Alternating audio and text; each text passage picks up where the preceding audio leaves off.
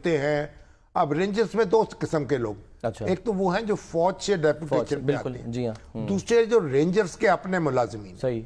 जो रेंजर्स के अपने मुलाजमीन हैं उनके लिए वो मरात नहीं है, उनकी तनख्वाहें मुनासिब नहीं हैं। अभी भी उनकी तनख्वाहों में सिविल और फौजी अफसरों के या कारकुनों के मुकाबले में बड़ा कम इजाफा हुआ है। उन्हें वो CMH जो है उसमें वो उनको मेडिकल फैसिलिटीज नहीं मिलती, उनके बच्चों को तालीम की सहूलतें मुयसर नहीं है। तो वो एक ये भी देखना चाहिए। और रेंजर्स जो है देखिए कराची में, सिंध में, तो हम एक मुस्तकिल तौर पर एक अमन और अमान कायम करने के लिए रेंजर्स को तलब किया जाता है। और पूरे पाकिस्तान में जब भी वफाकी हुकूमत को जरूरत पड़ती है तो रेंजर्स को तलब करती है। बिल्कुल फ्रंट लाइन पे वही होते हैं, फ्रंट पे वो होते हैं। तो पाकिस्तान की पहली वो दिफाई लाइन है, सरहदों की हिफाजत में भी मुआवनत करते हैं, उनकी निगरानी में। तो अब हुकूमत पर यह भी लाजिम है कि उनके हालात कार जो हैं उनका भी जायजा लिया जाए।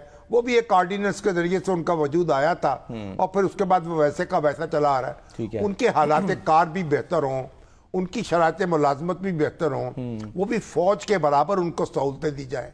और उनके भी आखिर ये भी जवान जो हैं जाने देते हैं, हिफाजत करते हैं, और उनकी भी खबरगिरी की जाए। और ये FC जो है जाहिर है कि इनकी तरफ भी बड़ी इनकी उसी तरीके से इनकी तरबियत होनी चाहिए और इनको सहूलियात फराम करनी चाहिए सर, इनको मुनज़्ज़म करना चाहिए।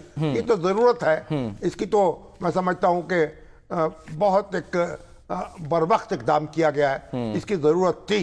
लेकिन रेंजर्स पर भी तवज्जो करने की जरूरत है।